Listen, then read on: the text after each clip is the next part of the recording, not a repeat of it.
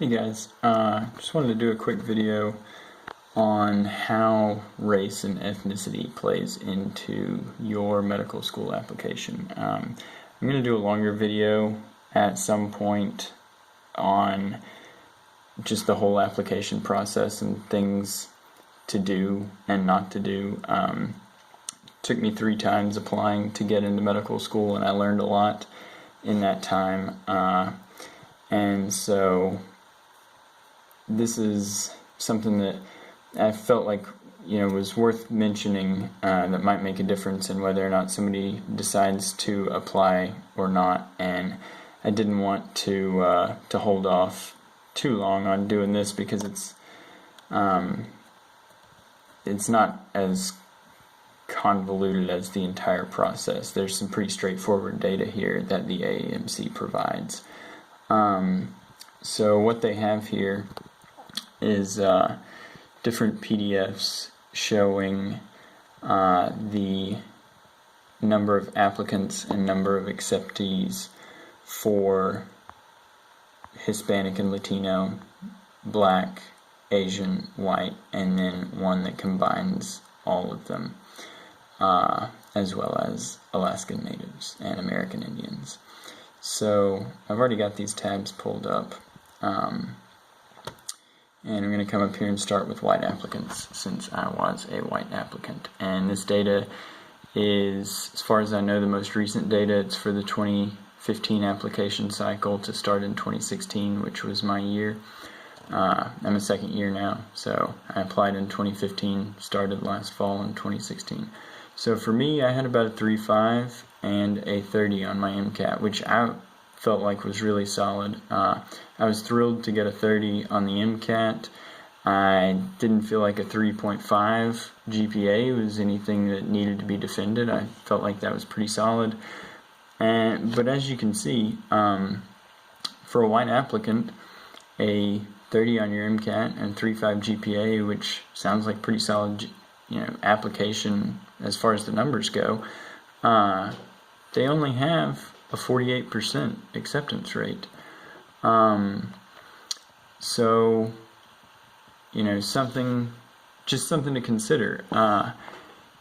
This is a good way to look at your numbers and think to yourself, is the rest of my application compelling enough that maybe it'll balance out these numbers? But I would definitely discourage you from trying to come at it from a point of, I'll make up for these low scores with something else, because a lot of times that can be hard to do, because no matter how compelling your story is, they still need proof that you can do the work.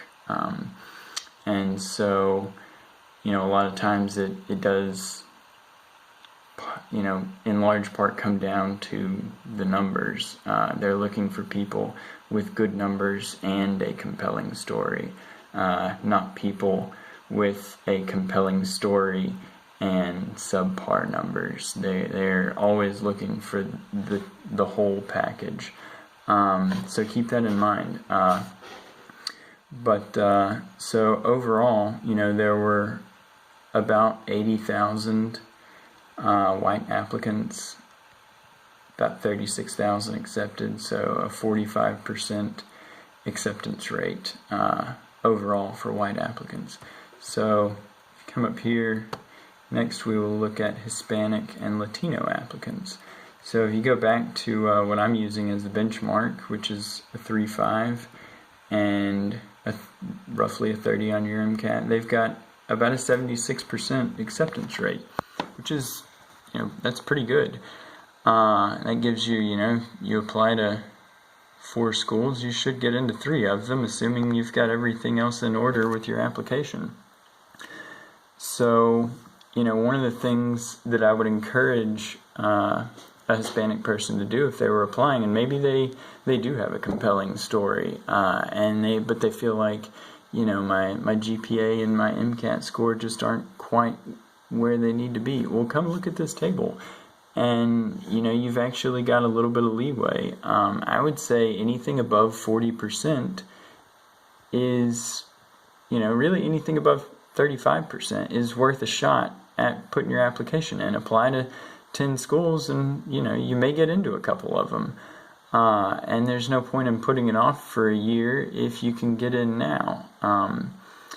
So, where do we hit that 35% acceptance rate? It looks like down here at about a 3.1 and a 27 to a 29 on the MCAT. So that means, you kind of didn't do bad in your science classes, your other classes, whatever, and you did pretty decent on your MCAT. And you can come down here and look. So we've got a 38% at about a 3.5 and a 25 on your MCAT. So, and that's really doable. I know plenty of people who, were good students, had a 3.5, and just didn't do great on their MCAT. But if you're a Hispanic applicant, that really shouldn't be a huge barrier. You need to play the numbers game and apply to more schools, so that hopefully if you apply to 10 schools, you'll get into 3 or 4. Same goes for,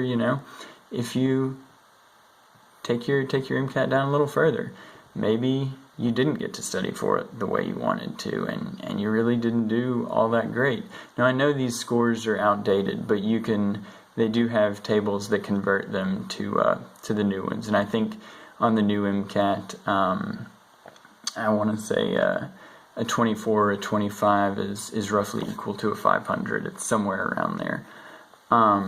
So, let's say you're getting like a 22, 23 on your MCAT, but you've done really well in your classes. Go ahead and apply. Apply to several schools, because 40% of those people are getting accepted. And so then we look down here at the overall number. 13,000 with about a 44% acceptance rate. So acceptance rate overall pretty similar to white applicants, but many fewer applicants, which is why when you get up here in these higher GPAs and higher MCAT scores, they have a much higher acceptance rate, because you have so many fewer applicants that these people are really pretty hard to come by, and so it makes them a very desirable candidate. Schools want these people. So moving on to black applicants, and this is very similar to Hispanic applicants. If you come down here to a 3.5 and a 30 on your MCAT, 87% of those applicants were accepted. So once again, if you are black and you really want to apply, and you're thinking, man, like my GPA is not quite where I want it to be, my MCAT score isn't quite where I want it to be, come look at the resources that AAMC provides to everybody and just see what kind of shot you really have.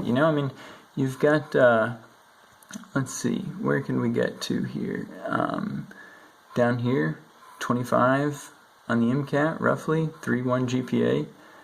Almost 4 out of 10 of those applicants are getting in. Apply to a lot of schools. Make sure you've got everything else in order. Every other box has to be checked. All your I's dotted, all your T's crossed. But you've got a decent shot at getting into medical school if you apply to enough schools. So, just keep that in mind. You don't have to have, a 3.8 or a 3.9 and score a 5.12 or whatever it is on the new scoring system, So just keep that in mind. This is a really good tool to help you evaluate whether or not you will be a competitive applicant as far as the numbers game goes. And once again, we look at the total number of applicants. Only a little more than 12,000 are applying each year. So that's why these folks up here, the high MCAT scores, the good GPAs, they're very desirable, because there are not as many black applicants applying. And so that makes these people a very desirable population, and these people a very acceptable population. And then when you look at the overall acceptance rate, it's actually slightly lower at 36%. And, I haven't thoroughly evaluated these tables from top to bottom, so I'm not sure what's causing that. But, if you've got a decent MCAT score and kind of a lowish GPA, or a decent GPA and kind of a lowish MCAT score, you need to come look at this and apply. Or look at, what your chances are. Because, this is a person with, let's see, we've got a 2.6 to a 2.8 with, say, a 28 on their MCAT. And this person is looking at a 37.5% chance of being accepted. That is an incredible acceptance rate for anyone with below a 3.0 GPA. How many people do you think would apply with below a 3.0 GPA? I know I wouldn't have, and I'm sure there's a lot of people out there who, maybe would have a decent shot at getting in, but they think, I did okay on my MCAT, but my GPA just isn't there. They would never consider that. Well, obviously they would. So play the numbers game. Apply to 10 schools, and you may get accepted to 3 or 4 of them. And don't be that picky about where you're going to go, because at the end of the day, the important thing is getting in, going, pass your tests, pass your boards, get out and be a doctor. Alright, so now we'll look at Asian applicants. And they actually have it the roughest of all. So if you look at Asian applicants, roughly a 3.5 GPA, 30 on the MCAT, 40% are being accepted.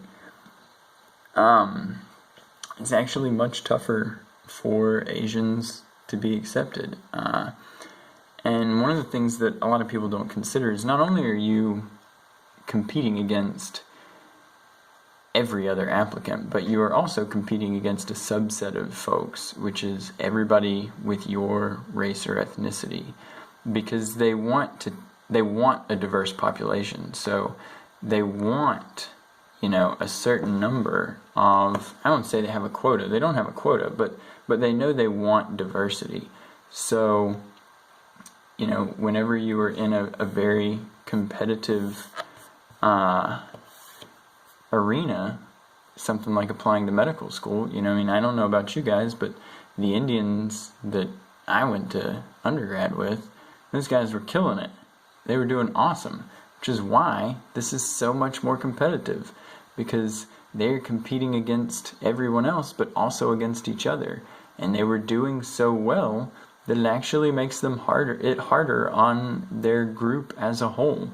But when you look down here, they've got 30,000 applicants, but their overall acceptance rate really isn't much lower than white people or Hispanics.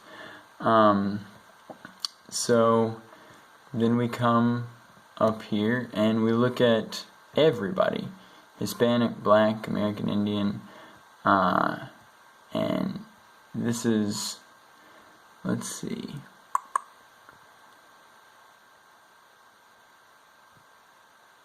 so this once again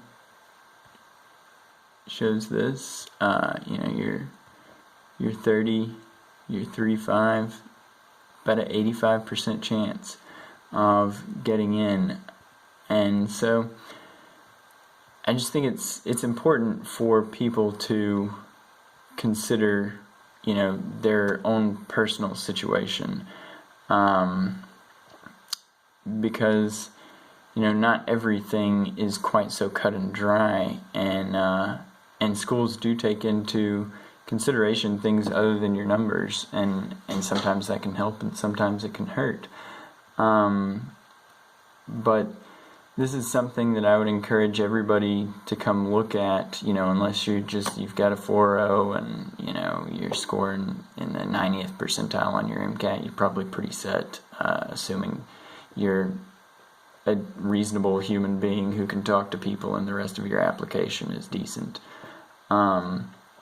So just take this into account. And, you know, for anybody who's looking at this thinking, you know, maybe I should hold off a year, come look at this and see what your chances are. And, you know, there's nothing wrong with applying to saying, well, you know what, 30% of these people are getting accepted, so I'm going to apply to 10 schools, and hopefully I'll get into 3 of them. There's no shame in that. You know, I know people who applied to pretty much every school in the nation because, you know, they wanted to be a doctor, and they were not going to let geography stop that. And they just said, you know, hopefully I get into one of these few, but if I don't, as long as I get into one, I'm going.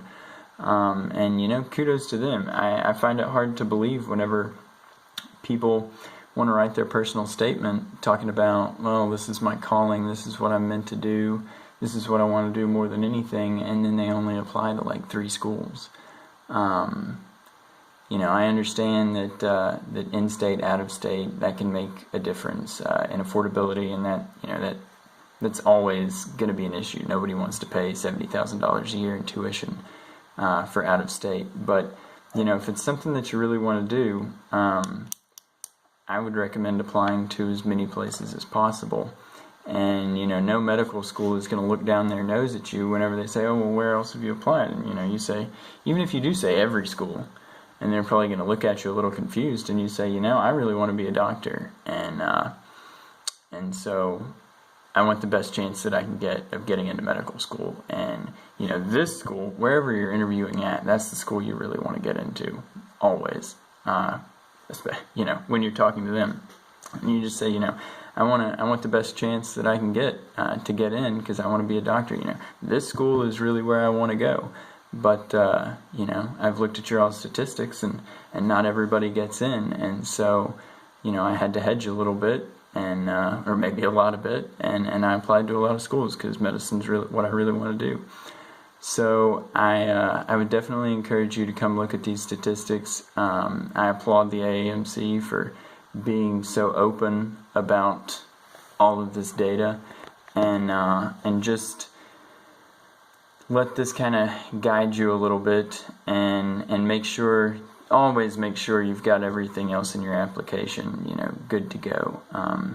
But anyway, I'm going to come back with, I know this video is kind of long as it was, but I'm going to come back at some point with a longer video on kind of the whole application process, and things that I did wrong the first 2 times that I applied, things that I did right, and then things that I did right the 3rd time that I applied and finally got in. So hope this helps. Anybody that's applying this cycle, good luck. It's stressful. It's not fun. But once you get that acceptance letter, man, is it worth it. And then, you know, come late July or early August next year, the real work starts, and that's stressful and not fun too. But in the end, I think it'll all be worth it. So good luck, guys.